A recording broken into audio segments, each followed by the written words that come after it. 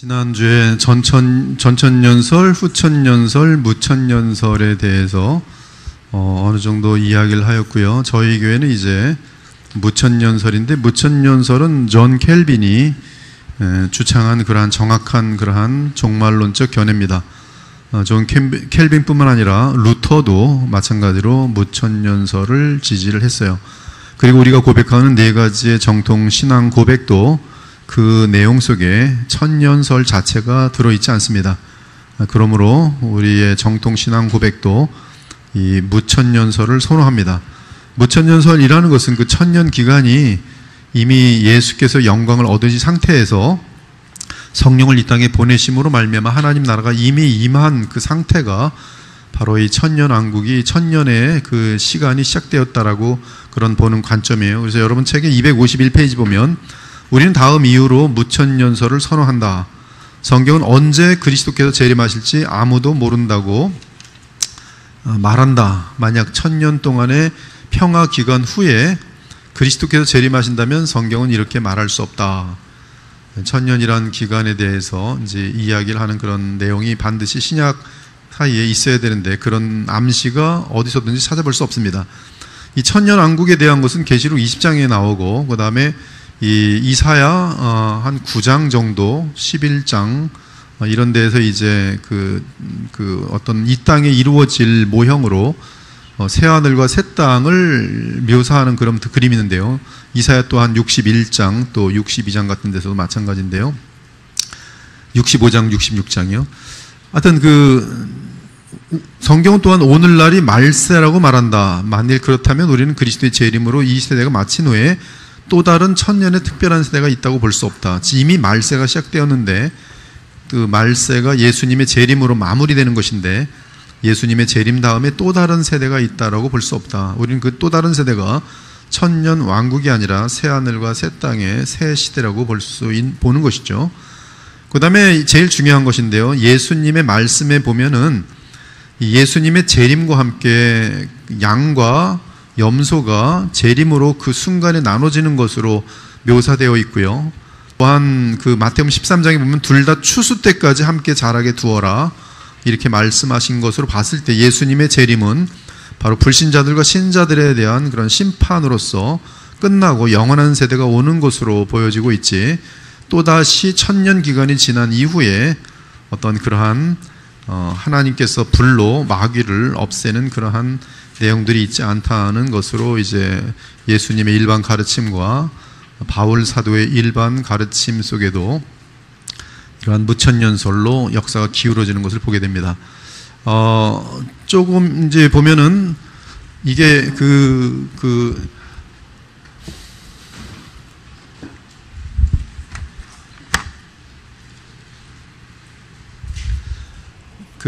마귀는 피조물인 주제에 하나님을 굉장히 흉내를 잘 냅니다. 그래서 마귀가 제일 좋아하는 게 예배를 제일 좋아해요. 마귀가 아주 황홀해 하는 거예요. 피조물이 이제 인간들에게 예배를 받는 거. 그래서 굿 같은 것도 이 마귀의 역사 속에 있는 것이죠. 굿은 실질적으로 접신을 유도하는 것이죠.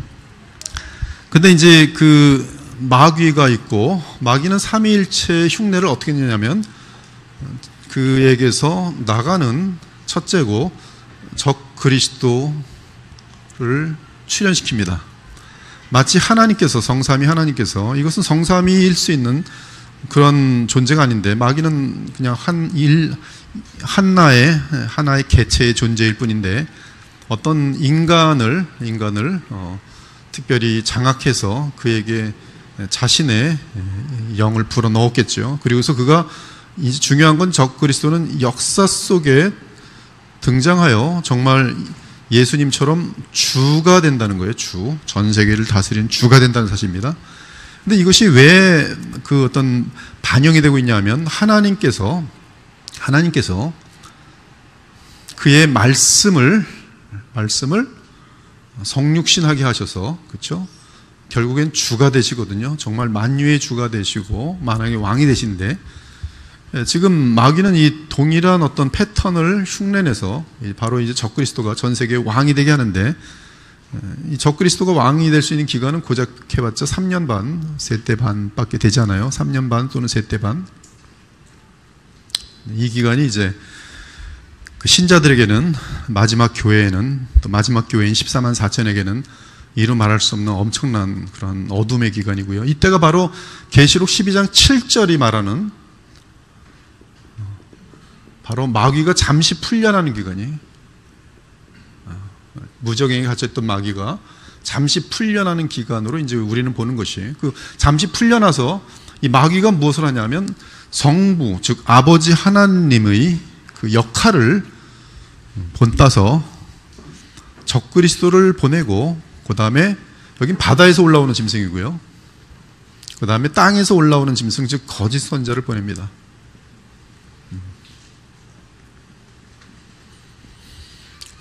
근데 여기서는 하나님께서는 말씀을 보내시고, 말씀이 속량을 완벽하게 이루심으로 말미암아 하나님께서는 그를 일으켜 세우시고 부활하셔서, 부활케 하셔서 그를 만유의 주와 만왕의 왕이 되게 하시고, 그리고 이 주께서, 만유의 모든 것을 차지하신 주께서 그 다음에 공식적으로 보내신 분이 뭐냐면 성령이세요. 성령. 그래서 하나님께서는 영원하시고 무한한 곳에 계시면서 이 소위 그 시간과 공간 속으로 자신의 말씀과 자신의 영을 보내십니다. 그 자신의 영과 말씀이 영원히 이 피조 공간 속에 완벽하게 와 계시고, 실질적인 사람으로, 몸으로 와 계신 존재가 예수님이에요. 지금도 몸으로 계시고 영원히 몸으로 계시면서 피조 공간 속에 계시는, 그러면서도 무한한 하나님, 바로 하나님께 속하시면서도 우리에게는 구별되어 존재하시는 우리의 둘째 아담이신 예수님, 이분이 바로 그리스도예요. 근데 여기 적그리스도는 두 가지 뜻인데, 안티라는 뜻으로 되어 있어요, 라틴 말로. 근데 안티라는 against, 즉 반대하는 그런 개념이 들어있고요. 그 다음에 안티는 무슨 뜻이 들어있냐면 instead of, 그래 되어 있어요.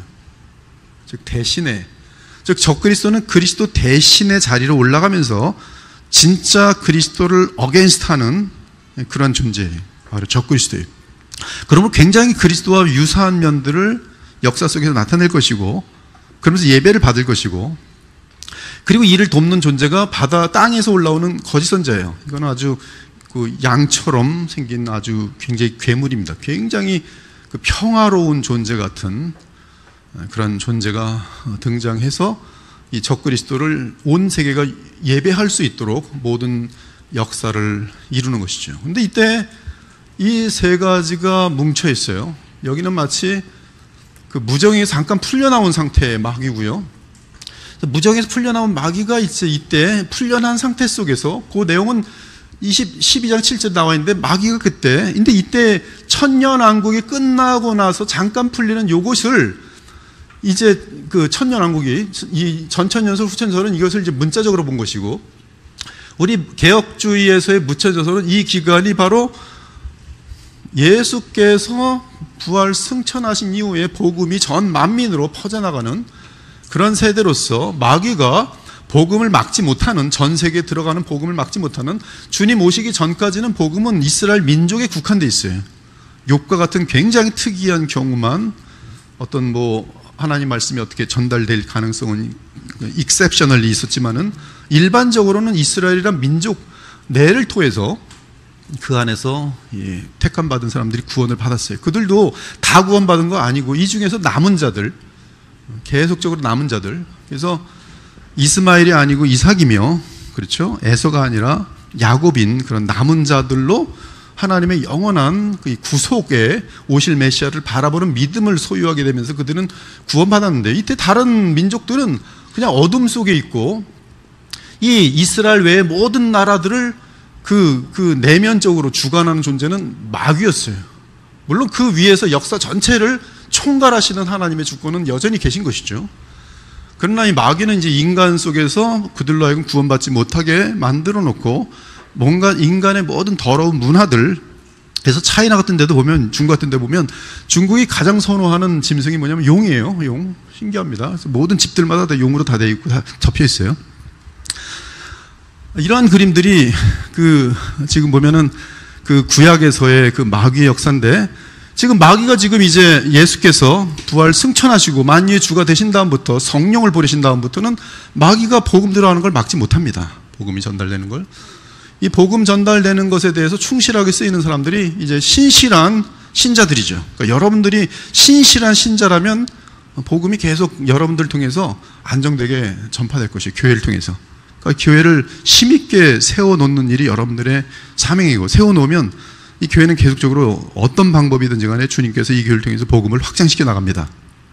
그리고 선교라는 그 개념까지 연결되면 전 세계적으로 계속 이 복음이 전달되는 것이, 지금까지는 이제 영혼 구원에 대해서 너무 집중되어 있는데, 지금까지는 제가 볼 때는 한국이나 전 세계적으로 복음이 너무 영혼 구원에만 집중하다 보니까 성화라는 이 엄청난 부분을 놓쳤어요. 성화를 이루는 비결에 대해서 신학이 체계적으로 잡혀있지 않습니다. 이미 종교개혁 신학 때 이미 성화라는 것은 충분히 신학적으로 체계가 잡혀있음에도 불구하고 이 영혼 구원, 빨리 너 예수님 오늘 영접해, 그리고 영혼 구원 시키고 그 다음 막 움직이는 거예요. 근데 이것만 하고 있는 거죠. 이것만. 한국도 그래서 많은, 지금 뭐 1800년 말 정도의 복음이 들어와서 굉장히 많은, 1970년대부터는 복음이 폭발적으로, 그 빌리그램 온 다음부터는 폭발적으로 막 그냥 번영되면서 1980년대, 1980년대가 제일 아주 뭐 그때 대형 교회가 막 우후죽순처럼 생겨났고요. 1990년대도 이제 안정권에 들어가다 1990년 말부터는 교회가 이제 이렇게 지금 줄어들고 있어요. 지금 뭐 코로나 지난 다음부터는 지금 거의 대부분의 교회가 휘청거리고 있습니다. 줄어들고 있어요. 그리고 교회에 대한 그 평판도 이 1980년, 1990년대 같은 경우는 세상 사람들이 교회 때문에 이 대한민국이 복받는 것 같은 그런 인식을 많이 갖고 있었어요. 근데 지금은 이 90년대 지나가면서부터는 이제 교회 때문에 나라가 망한다는 그런 인식이 굉장히 많아요. 지금은 더 심하고. 근데 아무튼 지금 요런 것이 이제 데살로니가 후서를 보면 복음이 이게 후천년설이에요. 후천년 쭉 가다가 예수님 재림한다 하는데, 지금 전천년설은 그게 아니라 이제 이렇게 가다가 복음이 완전히 해서 예수님이 이제 이때 오셔가지고 전천이 시작된다. 심판하면서. 근데 무천년은 어떻게 보냐면 그냥 쭉 오다가 어느 날 예수님이 딱 와가지고서 그냥 예수님의 나라가 시작된다. 새하늘과 새 땅이 시작된다. 근데 이 부분에 대해서 제가 말씀드린 것처럼 저는 성경을 아무리 봐도, 그리고 이제 무천년설, 지금까지 이어지는 무천년설은 이러한 어떤 그 예수님의 재림이 아무도 모르게 오는 그러한 관점 속에서 이 구약에서 계시록에 대한 그런 어떤 인들에 대한 내용들과 또 나팔에 대한 내용들과 대접에 대한 내용들에 대해서도 해석을 안 하는 거예요. 전부 다 알레고리칼. 그 뜻은 미래에 대한 어떤 구체적인 내용들을 예언하기 위해 주신 것이 아니고, 여전히 오늘이라는 날에 어떻게 살아야 되는지를 교훈하기 위해 주신 것이다. 심지어 이제 이 계시록에 대해서도 이미 과거에 다 끝났다. 과거주의자, 프리터리스트라고 이제 그런 존재들이 생깁니다. 그래서 구약 계시록은 다 과거에 그 네로 황제 때문에, 네로 황제 시대 다 끝난 그 당시에 그 사항들을 예언한 것이지, 예언이 아니라 묘사한 것이지, 이건 미래에 대한 내용이 아니라는 것이. 근데 이러기에는 이게 너무나 계시록의 의미가, 계시록을 읽을 필요도 없어지는 거고, 그러나 우리는 이것이 예수님의 재림과 함께 창조가 시작되었으면 그 창조를 마무리하는 그 어마어마한 인류 속에서의 최고의 가장 중요한 사건은 창조, 그 다음 죄 문제를 해결하시는 예수님의 속량, 그리고 부활로 말미암아 이제 하나님의 나라는 힘있게 만민을 향하여 전진하는데, 성경은 어떻게 되어 있는가? 데살로니가후서 2장 같은 데 보면 불법의 사람의 등장, 또 마태복음 24장 같은 데 예수님이 종말에 대해서 가르치는 거 보면 이 돌 위에 돌 하나 남지 않게 되는 그러한 예루살렘 성전의 파괴처럼, 그것은 AD 70년에 디도 장군에 의한 예루살렘 구약시대의 멸망입니다. 근데 그 동일한 패턴이 그 이방교회에 이방교회에 나타나고, 그리고 그때 이방교회가 이제 배도로 향할 때 놀랍게도 복음은 이스라엘의 배도를 향함으로 복음은 이방 나라들을 향하여 전파됐지만, 이제 이방 교회들이 배도함으로 말미암아, 그리고 데살로니가후서는 이 배도가 있은 다음에 적그리스도가 등장한다 이렇게 돼 있어요. 배도할 때, 적그리스도가 등장할 때 요때쯤에 대해서 하나님의 은혜는 다시 이스라엘 민족을 향한 경륜이 나타나는 거예요. 즉 이 경륜이라는 것은 이스라엘 민족, 혈통적인 이스라엘 민족을 다 구원하겠다는 뜻이 아니라, 지금 경륜에 의해서 지금 이방 나라들 가운데서 허다한 택함 받은 자들이 구원받은 것처럼 이스라엘 민족이라는 데서 다시 한번 구약시대처럼 허다한 많은 영혼들이 구원받게 될 날이 올 것이라고 보는 것이 로마서 9장부터 11장에 대한 해설인 것이, 여기서도 지금 막 나뉩니다. 네, 우리는 그렇게 보는 것이지. 이 모든 것이 다 동일하게 겹쳐 있으면서 같은 사건을 정확히 내다보는 것을 보게 되는데, 저는 구약을 그리스도 중심으로 해석하다 보니까 구약 자체가 보니까 놀랍게도 구약의 스토리로 항상 주님 재림 전에 있을 멸망에 대해서, 굉장히 악한 세력들의 활동들에 대해서 정확히 어디서든지 정확히 예언하고 있다는 사실을 보게 되는 거예요. 그러니까 어떻게 해석하게 되냐면, 이렇게 하면서 계시록을 알레고리컬하게 해석하는 일반적인 무천년 설과는 거리를 두고, 하나님께서는 쭉 역사에 오셨다가 인류 마지막이 예수님 재림 직전에 바로 이건 디스펜세이션이나 전천년설들이 바로 주장하는 내용하고 겹치는 것인데요. 그러나 재림을 하고 하시는 게 아니라, 아니면 후천년처럼 성공하다가 예수님 재림한 게 아니라, 예수님이 재림 딱 한 번 하시는데 그리고 나서 인류 역사는 끝나는 건데, 인류 역사가 끝나기 전에 얼마 기계는지 모르겠지만 7년으로 볼 수 있겠어요.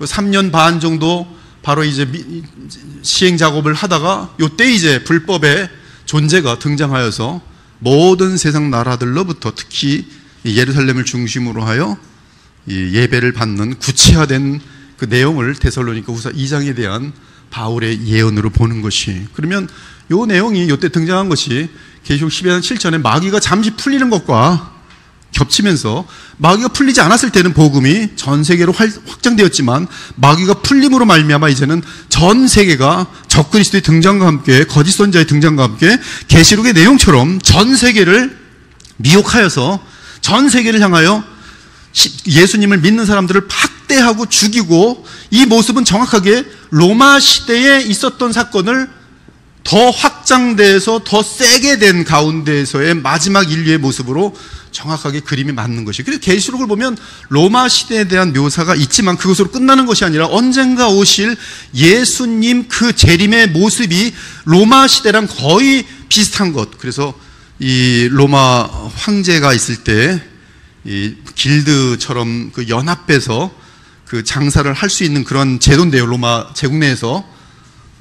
근데 이때도 이제 그 계시록 내용을 보면은 바로 아시아 7 교회에 대해서 이 당시에 7 교회를 얘기를 하지만, 사실은 이제 예수님 오실 때에 그 남아있을 14만 4천의 교회를 향한 비슷한 유형의 탄압이 나타나면서 정확하게 그 내용까지도 666 바로 그러한 내용으로 보면서, 666이 저기 그 로마 시대에 있는 그런 어떤 그 네로 황제의 이름하고 맞물리면서도 이것은 미래에 등장하게 될 적그리스도에 대한 분명한 전 세계적인 그러한 그림으로 이제 해석하게 되면서, 이제 우리가 이제 내다보는 것은 이제 역사적 후천연설인데, 이것이 바로 이제 저희는 지금 열심히 가고 있지만 이제 세계 이방 교회는 배도로 향할 것이다라고 이리 내다보는 것이.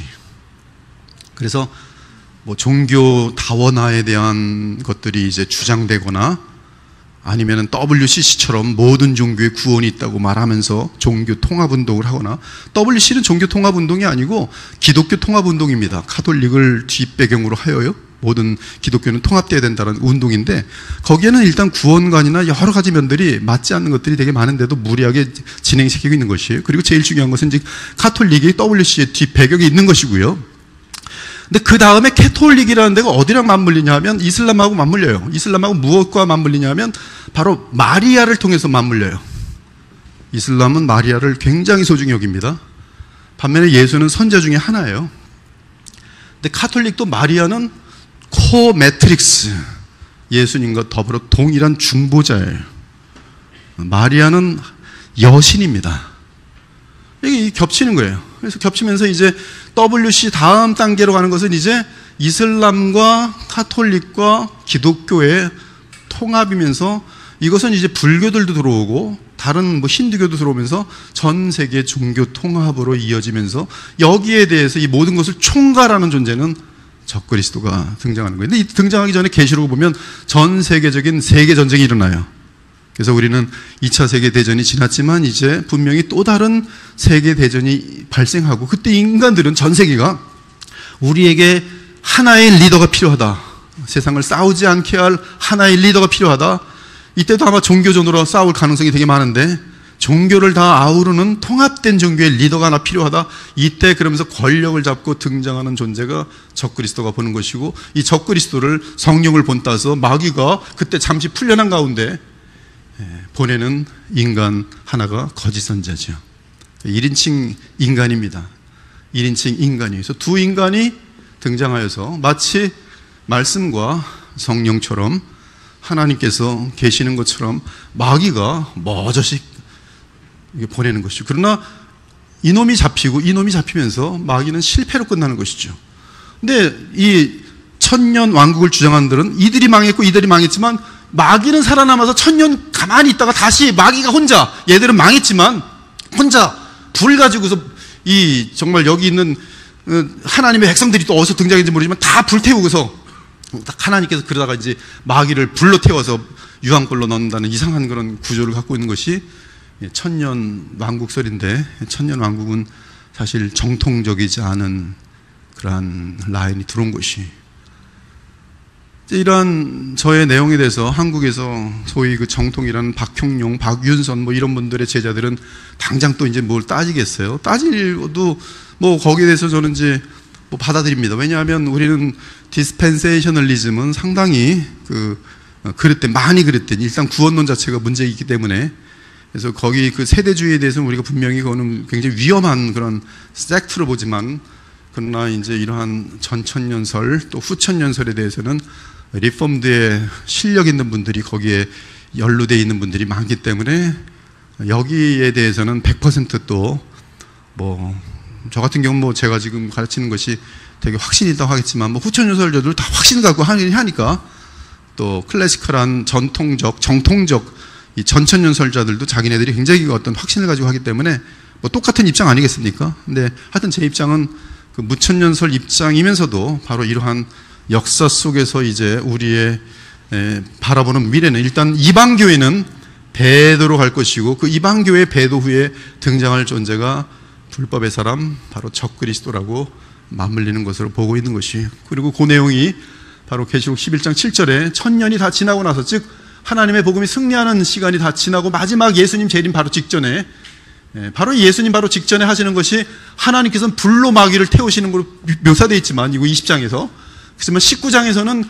동일한 싸움을, 이 땅에서는 이것은 영적인 싸움, 순수한 영적인 싸움, 하나님과 마귀의, 하나님께서 마귀를 멸하시는 것이지만, 여기는 역사적인 하나님의 주권 가운데 싸움으로서 바로 예수께서, 말씀이신 예수께서 이 백마를 타고 오셔서 그 이름은 하나님의 말씀이라, 그리고 그 입에서 나오는 검으로 이 적그리스도를 죽이심으로 말미암아 거짓 선지자도 죽고, 이들이 이제 불못에 들어가고 이어서 마귀도 불못에 들어가면서 모든 인간들과 함께, 모든 이 마귀는 이제 타락한 천사들의 대표거든요. 악령들의 대표죠. 그래서 모든 악령들이 함께 있는 곳, 그것이 바로 불못이라고 보게 되는 것이, 이것이 이제 그리스도의 보혈교회에서 계속적으로 한 번도 바뀌지 않고, 심지어는 여기 오기 전에도 동일한 종말론적 사고를 갖고 있었습니다. 그런데 종교개혁 신학이라는 책을 붙들고서 번역을 하는데 계시록 부분을 킴 리들바거라는 사람이 글을 썼어요. 그 원 오리지널 뭐라 그래요? 1차 그 자료를 가지고 연구를 했는데, 종교개혁 당시에 이 킴 리들바거도 그렇고 존 켈빈도 그렇고 바로 예수님 바로 직전에 무천년설이지만 바로 이때에 하나님의 어떠한 그런 어떤 성령께서 잠깐 뒤로 물러나시고 적그리스도가 마귀가 풀려가서 이런 환란의 시기가 있을 것을 이 성경 전체로 통해서 다시 한번 정리하는 그런 내용들을 보게 되는데요. 이때 킴 리들 바거가 그렇게 저랑 동일한 내용으로 그 내용 속에 적혀 있는 걸 보고 감사했죠. 감사했어요. 그리고 이제 이러한 비슷한 견해를 가진 분이 존 머리, 죄송합니다. 존 머리라는 사람은 그 웨빈에서 조직신학 교수로서 하여튼 모든 그 조직신학의 샘플이었어요. 샘플. 그래서 그 다른 교수들이 항상 가서 질문 있으면 존 머리에게 가서 물어봤어요. 그래서 이 존 머리 같은 경우도 이제 계시록 9장에서 11장까지의 내용에 대해서 바로 경륜을 보면서 이제 이러한 이스라엘 민족에 대한 하나님의 배도 교회가 전 세계적으로 등장할 때 그 은혜가 다시 이렇게 갔던 것처럼 다시 돌아오는 때가 있다라고 하면서 이제 이스라엘에 대한 경륜에 대해서 인정을 하는 모습을 봅니다. 제가 이제 이스라엘에 대한 경륜을 얘기를 하면 너 디스펜세이셔널리즘이지 그래요. 그런 저는 거기에 대해서 관심 없습니다. 이미 자체가 무천년설이에요. 무천년설이지만 성경을 보니까 이렇게 이제 보이는 것이고 이렇게 해야지 모든 성경이 예수님 말씀까지 시작해서 다 이게 이렇게 조화를 이루더라는 것이죠. 그래서 이것이 저희가 가지고 있는 저희 교회의 역사적 무천년설이라는 입장이. 그리고 시작할 때 미리 말씀드린 것처럼 저도 이 계시록에 관한 한 종말론에 관한 한 뭐 이제 제가 1대 목사겠지만 이제 2대 목사가 오고 3대 목사가 뭐 세월이 지나면서 오겠죠. 어느 날 3대 목사가 와서 다른 건 다 똑같이 가르치는데 계시록에 대해서는 스데반 목사 가르쳤던 거하고 저는 좀 다르게 생각합니다. 저는 that's okay. 그건 상관없다는 거예요. 상관없다는 거예요. 그러나 이러한 의견을 골고루 다 양들에게 다 제시해주고 그러면서 나는 내 양심상 지금까지 연구한 바와 기도하는 가운데 내게는 이렇게 와닿는다라고 얘기한다면 우리는 거기에 대해서 여기 앉아 계신 분들 중에도 저랑 지금 의견이 틀릴 수 있어요. 어떤 만약에 종말론에서 깊은 영향을 받았다면 그러나 지금 이 그리스도의 보혈교회 담임은 저런 구조로 가지고 지금 계시록을 종말론을 갖고 있구나. 이 정도로만 서로 인식해주면 저는 제게는 믿어지는 바가 여러분에게 성심껏 가르치는 보람이 있는 것이죠. 이것이 이제 그리스도의 보혈교회가 갖고 있는 역사적 무천년설이 반대해도 괜찮아요. 대신에 주님 재림하신다는 것만 분명히 아시고 계시록도 재림과 반드시 물려 있다는 것만 좀 믿으시면 되겠어요. 그러면 이제 계시록을 그렇게 프리터리스트 과거주의처럼 과거에 다 이뤄진 일이다 그렇게 해석하지 않고 그래도 계시록을 보면서 앞으로 역사가 어떻게 흘러갈 것인가를 좀 나름대로 좀 고민해 보는 것은 제가 볼 때는 계시록을 그런 목적으로 지금 예수께서 그 성령을 보내실 때 뭐라고 말씀하시냐면 그가 오시면 장래일에 대해서 예언할 것이다. 우리는 이것을 가지고 점쟁이처럼 사용하는데 그런 뜻이 아니고 주의 사도를 통해서 인류 끝까지의 내용을 그에게 알려주셔서 정경을 완결시킬 것이다라는 그런 내용으로 우리가 이해해야 됩니다. 그래서 이제 계시록을 끝을 보면 이 성경의 이 경에 이 책에 거기에 이제 똑같은 단어를 쓰고 있어요. 이 책 두루마리라고 어떤 그 이 책에 있는 내용을 더하거나 감하는 자는 이곳에 있는 이 저주를 그대로 받을 것이다라는 엄중한 얘기를 하는데 이것이 계시록에 대한 얘기만 되겠습니까? 성경 전체는 하나님의 작품으로서 오르거닉 즉 유기체적인 관계 속에서 성경을 마무리하는 마지막 책인데 이 마지막 책이 인류 끝까지의 모든 예언을 다 담고 있다는 것이 그러므로 더 이상 예언은 필요 없고 성경에 대한 바른 해석만이 우리에게 중요한 그러한 관점으로 남는 것이죠. 그러니까 이 성경, 특히 계시록은 그런 말까지 써 있어요. 너희들이 이것을 다룰 때 굉장히 두렵고 떨림으로 경외하는 마음으로 이 말씀을 다룰 것을 요청하는 곳이 부분 있습니다. 그때는 우리가 함부로 건드리지 말고 계속 저도 그래서 이제 이 죽기 전에 아마 뭐 발표를 하고 뭐 저도 죽겠죠. 뭐 그냥 제가 믿어왔던 바 이렇게 이제 그리스도의 보혈교회에 남기고 저도 인생을 떠날 것이고 그렇게 하면 이제 볼 사람 보고 말 사람 말고 이제 존 칼빈의 그 이탈리아 스승을 또 제가 발견하게 돼요. 그리고 존 칼빈이 스스로 자기가 모든 그 신학이 나온 것이 아니라 그 이탈리아의 그 어떤 그 어떤 신학자로부터의 영향을 받은 그런 것들이 나오는데 그 신학자의 글들을 또 한참 쫓아가 봤어요. 그랬더니 이제 그러한 예수님의 죽으심 바로 직후의 장사 지냄에 대한 내용들이 그분에게서도 많은 그런 파저티브한 그러한 설명이 또 담겨 있는 것을 보면서 저는 그 사람에게 영향을 받은 적도 없고 알지도 못했었는데 또 성경을 계속 보면서 고민을 많이 하고 있는 가운데 주님께서 또 같은 의견을 가진 사람들을 딱 알려주는데 놀랍게도 그가 칼빈의 일종의 멘토예요. 그러니까 제가 얼마나 신이 나겠습니까? 자, 22과 제27문 그리스도의 낮아지심에는 무엇이 포함됩니까? 여러 번 읽습니다. 시작.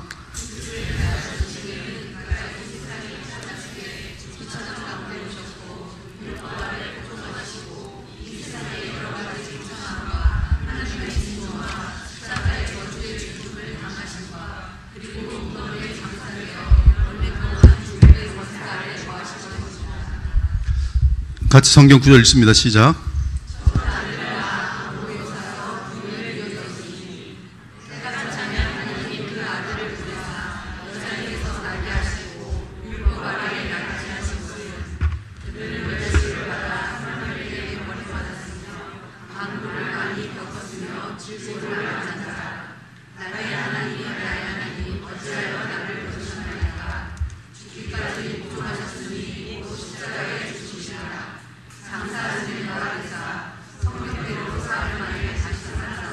이제 여기서 중요할 게 속량이라는 것이 어디서 제일 큰 그 속량의 값을 치렀느냐에 대한 그 이슈를 먼저 생각해야 돼요. 예수께서 속량이라는 것은 값을 치렀다는 것인데 우리 믿는 택함 받은 자들의 모든 죄, 즉 구약에서부터 아담을 통해서 죄가 들어온 이후에 이제 예수님이 인류의 역사를 마무리하는 그때까지 택한 자들의 모든 죄악을 그 죄값을 치렀다는 것인데 이 치른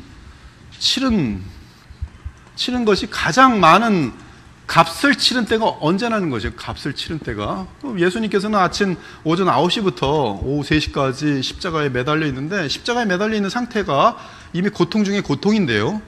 그러나 십자가에 매달려 있는 이것으로 예수께서 그 우리의 죄값을 다 치렀을까? 근데 예수님 바로 좌우에는 동일하게 지금 9시부터 3시까지 같이 매달려 있는 광도들 둘이 있었어요. 그러면 이들도 지금 죄값을 치를 수 있는 것인가? 물론 다른 사이는 여기는 이제 의인이고 여기는 죄인인데 그 차이가 있는 것인가? 죄인은 죄인의 죄값을 치를 수가 없죠. 그러니까 의인이기 때문에 죄값을 치르는 것이 이 고통 때문인가? 근데 이 고통의 퀄리티가 다르지가 않다는 데서 문제가 있는 거예요.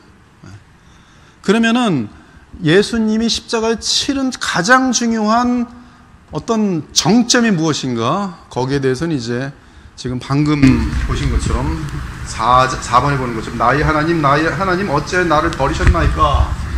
즉 완벽한 하나됨 속에 있는 예수께서 그의 어떤 그 인격적, 위격적 연합이라고 하는데 그 위격적 연합 속에서 인성과 신성이 연합된 가운데에서 예수께서는 이미 이 고백을 마지막에 할 때 어째 나를 버리시나이까 이 고백을 할 때 이미 예수님은 기도를 통해서 완벽하게 자기를 부인하고 그의 신성과 인성이 완벽한 연합을 하시게 되시면서 곧 인성은 아버지의 뜻에 그대로 순종하는 그런 그림이 됩니다. 그런 그림이 돼요. 근데 완벽한 영원하고 무한한 그런 하나됨 이 그런 그림 속에서 이것이 끊어지는 그러한 고통이야말로 이것은 우리가 이해할 수 없는 무한대가 되어버려요. 그리고 이 무한대의 고통이기 때문에 우리 모든 택한 백성들의 모든 죄, 날 때부터 죽을 때까지 짓는 모든 죄, 마음으로 짓던 입으로 짓던 행동으로 짓던 모든 죄를 한두 사람이 아니라 바다의 모래처럼 많은 그 엄청난 사람들, 택한 백성들의 죄를 이 커버 충분히 리딤하려면 그 값은 바로 하나님 자신이 위격적 연합 속에서 그 인성 안에서 연합된 상 가운데에서 끊어지는 그것은 곧 무한하신 어떠한 그런 연결이 무한함 잠깐이지만 그것이 끊어지는 그것은 정확하게 답이 뭐가 나오냐면 무한한 고통이 나와요. 그러므로 십자가에서 대속은 바로 하나님과의 끊어지는 이 끊어짐, 바로 죄가 되어서 그 죄에 대한 거룩하신 성삼위 하나님의 진노가 그대로 부어지는 것, 공평하게 부어지는 것, 죄값을 그대로 자기 백성의 모든 죄값을 다 감당하는 그것은 바로 끊어짐. 이것이 바로 고르고 바로 예수께서 뭐라고 하신지 아십니까? 요거 말을 하고 나서 뭐라 하는지 아세요? 다 이루었다. 그리고 숨을 거두셨다. 숨을 거두셨다. 놀라운 거죠. 그러니까 여기가 절정이죠, 절정. 고통의 절정. 근데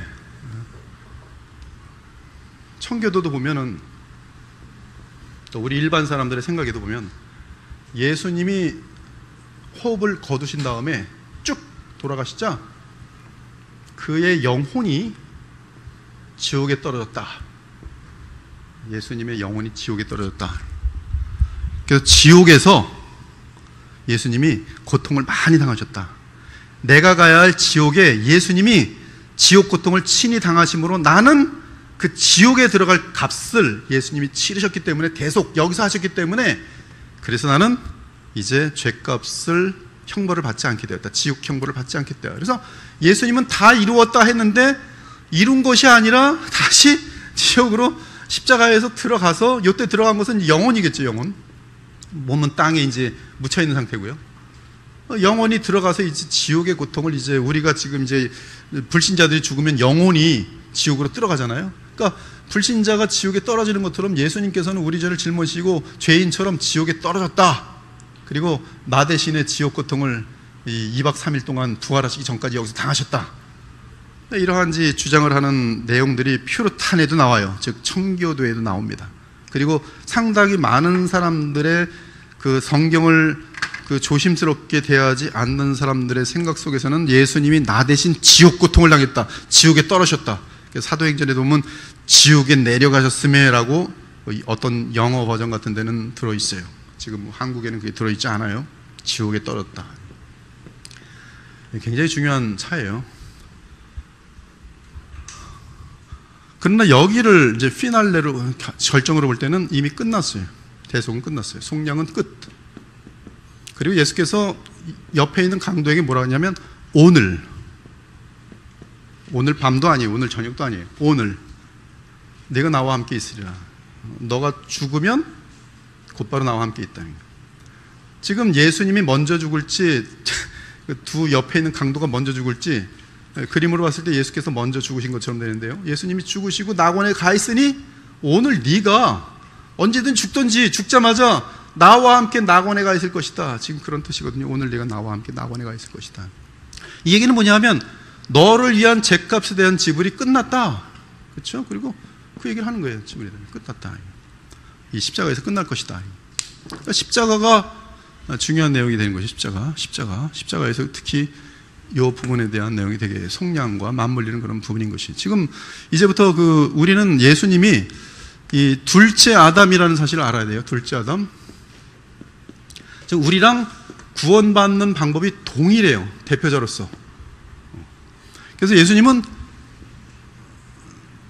신기합니다. 그의 영혼은 그의 죽음과 함께 그의 영혼은 죽자마자 아버지께로 올라갑니다.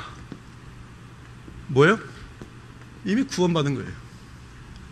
그 몸은 땅에 묻힙니다. 근데 썩기 전에 부활하세요. 우리는 죽는 순간에 우리의 영혼은 천사들이 와서 쫙 호일합니다. 여러분의 영혼은 곧바로 죽는 순간에 찰나에 여러분의 영혼은 어디로 가게 되냐면 바로 낙원에 가 있어요. 낙원. 바울 같은 경우는 그가 죽기 전에 낙원을 체험할 정도예요. 고린도 후서 12장 같은데.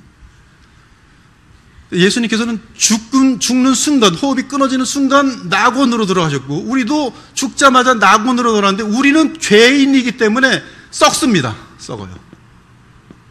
언제까지 썩는가? 바로 예수님이 부활하실 때까지 썩은 상태로 있다가 예수님이 재림하실 때까지 우리는 예수님이 재림하실 때 이 썩은 몸과 낙원에 있는 영혼이 연합하면서 영광스러운 몸으로 일어나죠. 영광스러운 몸으로 일어나. 근데 예수께서는 죄인이 아니기 때문에 죽기까지 순종하셨기 때문에 하나님께서는 그를 이 구주로 삼으시기로 약속하셨고 죽자마자 2박 3일 내로 그를 주일에 일으켜 세우십니다. 그래서 썩지 아니하신 이유는 그가 곧 그 다윗에게 말한 것처럼 그가 바로 메시아시기 때문에 그래요. 구주이기 때문에. 그래서 그는 요때 여기서 이제 매장돼 있어요. 매장된 상태 속에서 예수님의 영혼과 예수님의 몸이 바로 부활의 날에 주일날 아침에 연합됩니다. 그래서 홀리스틱, 전인적인 예수님이 그리스도, 즉 몸과 영혼이 있는 우리의 둘째 아담 그분이. 그리고 이 모습은 영광에 이른 마지막 아담의 모습인데 우리도 지금 예수님이 재림하시면 이 마지막 아담처럼 영광스러운 몸이 될 것이다라는 내용이 골로새 3장, 그 다음에 요한일서 3장 이런 데 계속 반복돼서 나타나고 있는 것이. 이제 지금 우리는 지금 내려가심에 대한, 즉 예수님의 어떤 그 겸손과 함께 이 구속의 일을 이제 다루면서 그의 번역을 뭐라고 했나? 그의 낮아지심을 지금 다루는데요. 지금 이런 패턴을 우리와 상당히 동일한 패턴이라는 것을 좀 알고 이제 보시면 되고, 아까 말한 것처럼 나의 하나님 어찌하여 나를 버리셨나이까? 이것이 성량의 핵심이라는 사실로 일단 보고요. 이 요리 문답은 우리가 이미 살펴본 문제들이다. 그러나 주께서 우리의 구원을 위하여 엄청나게 자신을 낮추신 사실을 깨달아야 하기 때문에 우리는 이를 잘 요약하여 다룰 필요가 있다. 그리스도의 낮아지심. 먼저 구주께서 자신을 한없이 낮추신 단계를 보도록 하자. 하나님께서 인성을 취하심으로, 성육신이죠, 이 세상에 오신 것은 놀라운 일이었다. 위대한 영국의 작가 로이스는 말하길, 이것은 목자가 남은 양들을 구하기 위하여 자신을 제물로 드리려고 한 마리의 양이 되는 것과 같다는 적절한 비유를 하였다. 사람이 자신을 그러한 위치로 낮추었을 때 어떠할까에 대해 생각해봐라. 창조주가 사람의 몸을 입고 오셨어요. 그것은 우리가 거의 알 수 없는 이 비천입니다. 낮아지심이에요. 성육신 그 자체도 우리가 영원히 풀 수 없는 숙제예요. 즉 하나님께서 어떤 사람을 만들어 놓으시고 그 만들어 놓은 그에게 어떠한 영으로 임재하여서 둘째 아담이 만들어진 것이 아니라 하나님 창조주께서 자신이 사람이 되시면서, 바로 그 자신이 사람이 되신 그가 완전한 사람인데, 그는 그러므로 곧 하나님이세요. 근데 하나님이신데 사람이, 말이 굉장히 신비한 말이라서 말하는 저도 모르고 듣는 여러분들 모를 것이, 그러나 그것이 성경이. 마귀는 그 일을 못합니다. 마귀는 이 적그리스도를 만들 때 어떤 인간을, 먼저 되어 있는 인간을 그에게 악령으로 충만하게, 그를 완벽하게 다스리고 그 가지고 있는 모든 능력을 그에게 부어준 상태가 적그리스도예요. 머리가 엄청나게 좋을 겁니다. 아주 비상한 존재일 거예요. 계략 중에 계략일 것이고, 이게 근데 다니엘서에 다 나와요. 어떤 존재일지. 안티오쿠스 에피파네스, 이 안티오쿠스 4세에 대한 모형이, 이 적그리스도에 대한 모형을 이미 구약에서 벌써 다 계시가 되어 있는데요. 이 그리스도의 낮아지심, 이 성육신이라는 것은 여기에 대한 가장 깊은 그 깨달음이 루터에게 임합니다. 루터. 지금 이제 기독론 지금 아마 오 목사님 하고 계시는데요. 그 루터에게서는 정확하게 뭐냐면, 하나님은 사람을 만들어 놓으시고 그를 나라고 하는 존재로 합친 것이 아니라, 이거 되게 중요해요. 사람을 만들어 놓으시고 합쳐놓은 것이 아니라 하나님이 친히 사람이 되시고, 그러므로 그 사람은 곧 하나님이시다. 그것이 이제 그 루터가 정확하게 짚어낸 성육신의 무한한 신비죠. 이 하나님의 세계라서 우린 피조물로서 하나님을 모르는 부분이 한두 군데가 아닙니다. 삼위일체 몰라요. 성경이 계시하는 데까지만 쫓아갈 수 있을 뿐이에요.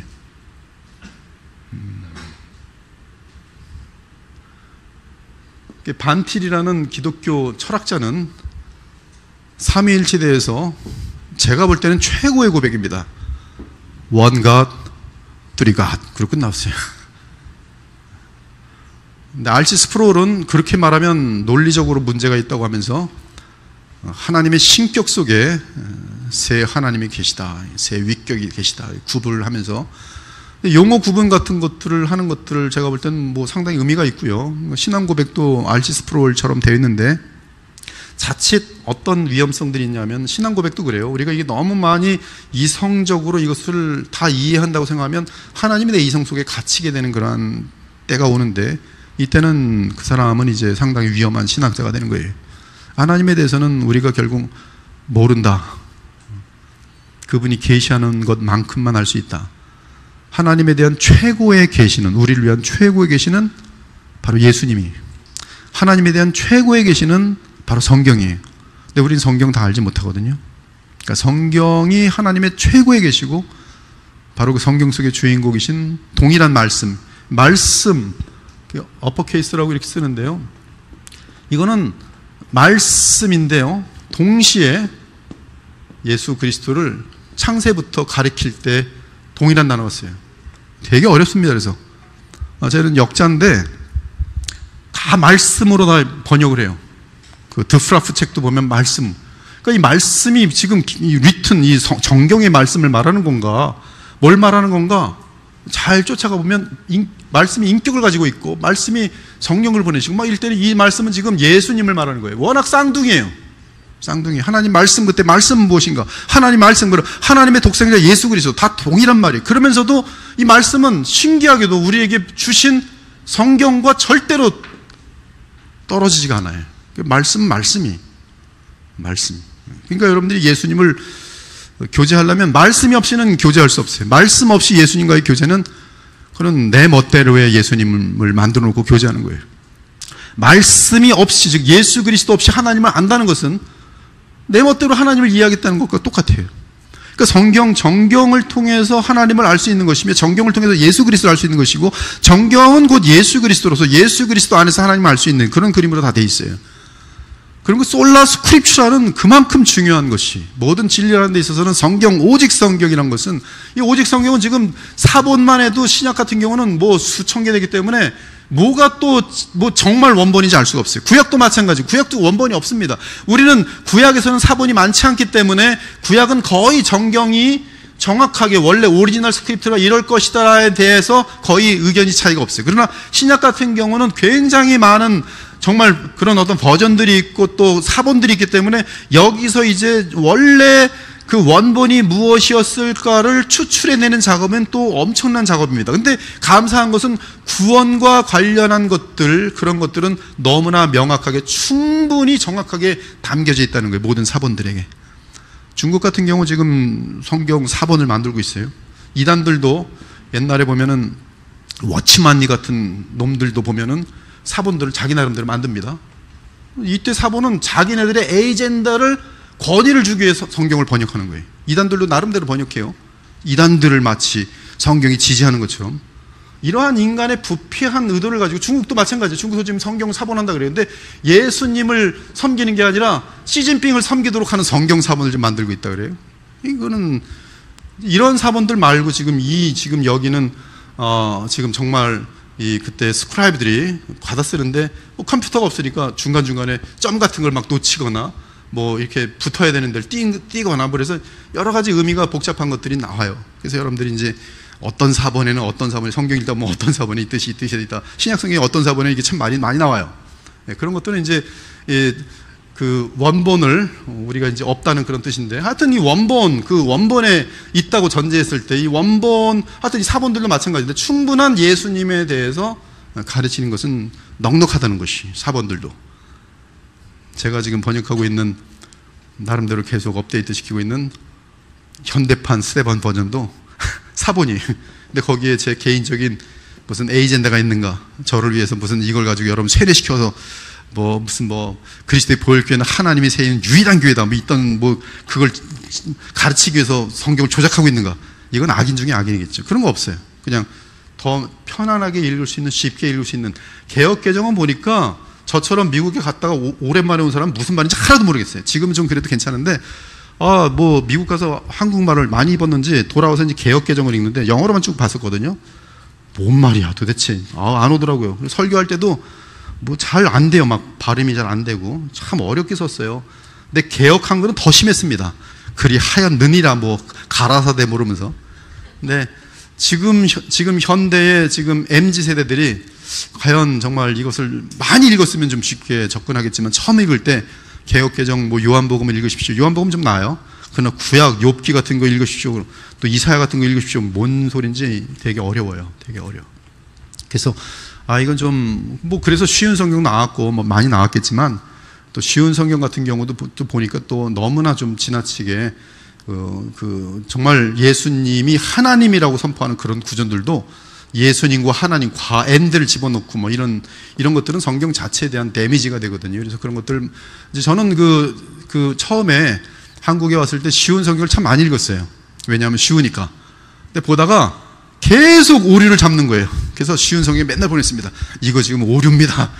그 사람들이 처음엔 감사합니다. 또 정말 고쳐 나오더라고요.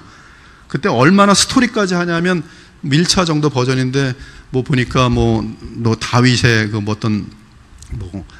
어떤 그런 내용 속에 보면 뭐 소설 같은 걸 집어넣어서 막 넣더라고요. 그 문맥을 아마 이해시키기 위해서 그런 것 같은데, 그래서 이런 원본을 보다 보니까 이런 내용은 전혀 없는데 로 보냈어요. 그랬더니 그 다음 버전에 정말 그래서 그 다음 버전이 나왔길래 확인했습니다. 싹 빠졌더라고요.